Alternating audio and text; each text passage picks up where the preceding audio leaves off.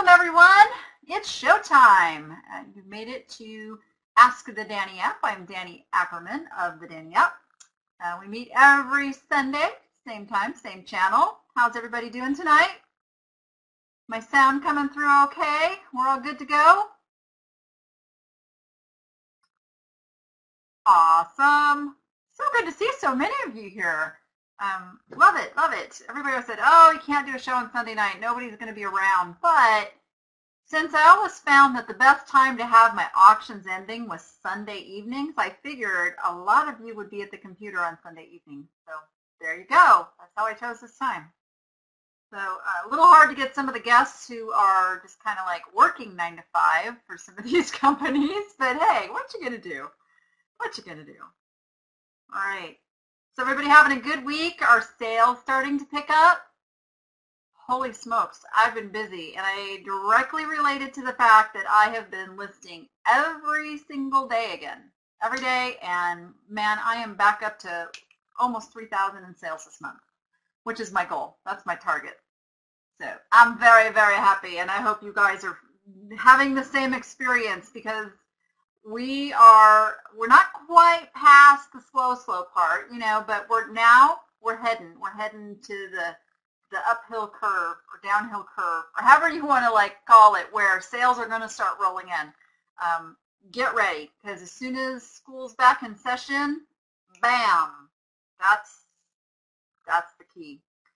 If you're just tuning in for the first time, we do record these shows, and actually Spreecast has a recording right after the show ends that you can go back and watch the whole thing. Or we record it and put it in segments over on YouTube so that if there's just one segment you missed or you want to go back and look at, you can just head over to YouTube and just review that piece. Also, I've been getting better about getting more videos up on YouTube other than just the show. For those who may not have taken the plunge and conquered Facebook yet, I did a quick short video on how to get your account set up.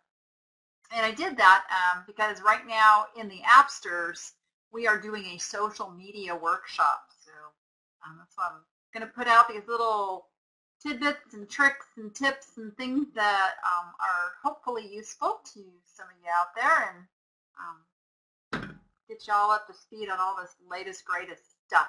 Yes, yes.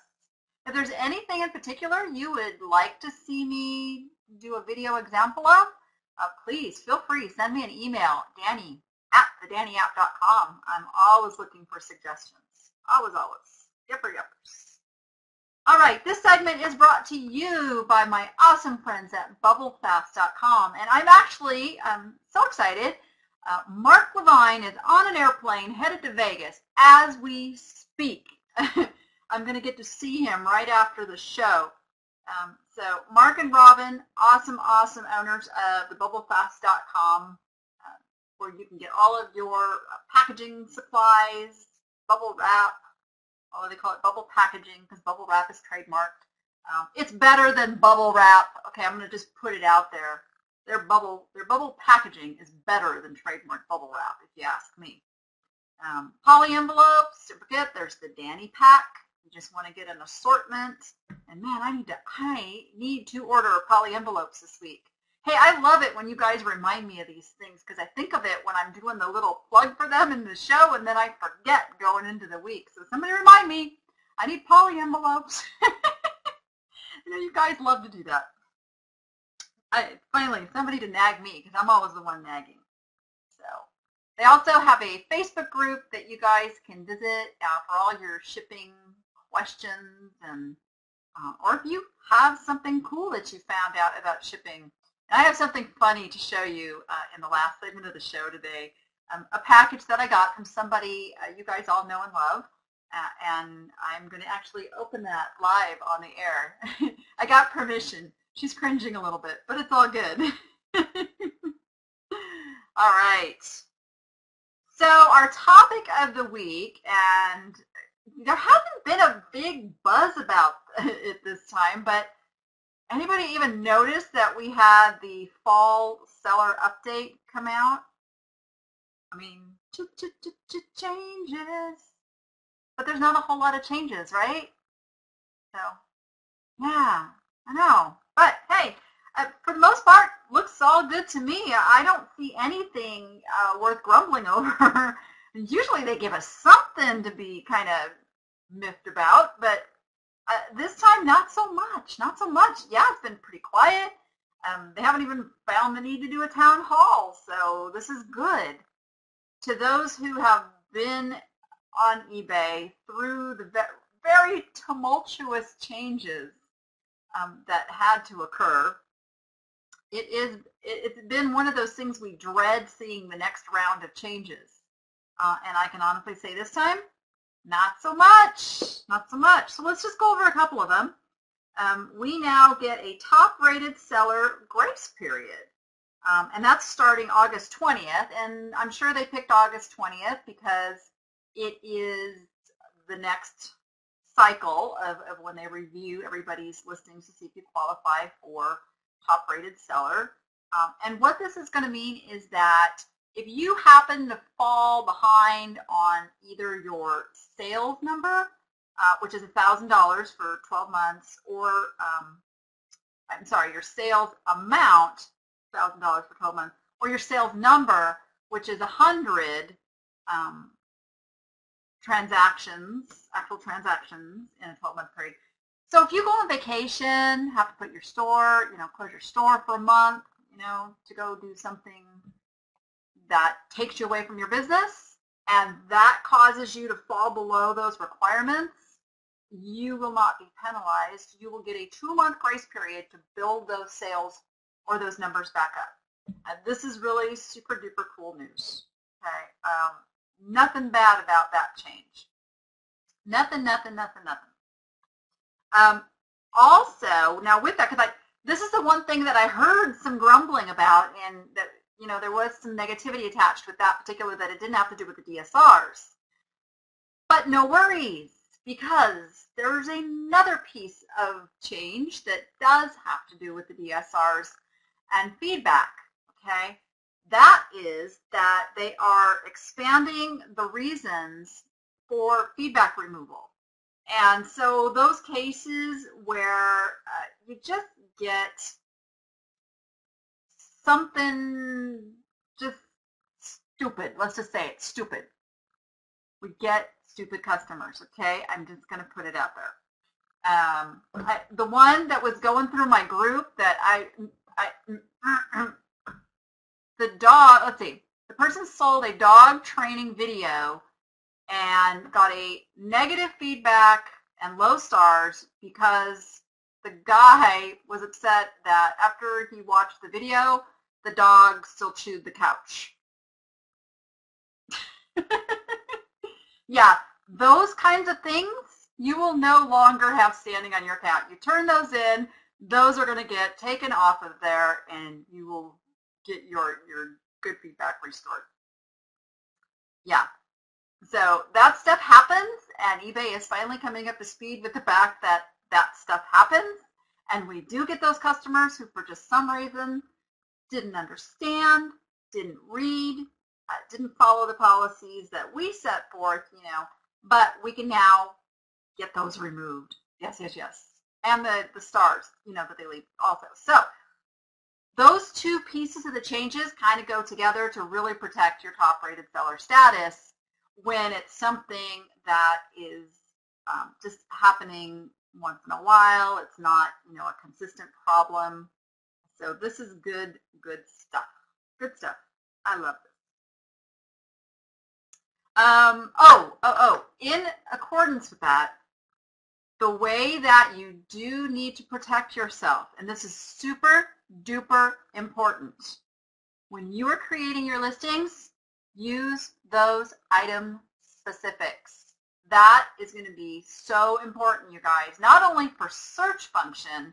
Cassini really goes into those item specifics, but also in these cases where you're disputing a negative feedback and low stars, if the customer is upset because you called it brown and it's really more of a green, if your item specific follows through with your description and what you sold the person and the pictures. They're going to look at that on a case by case, and you're going to get restored, okay?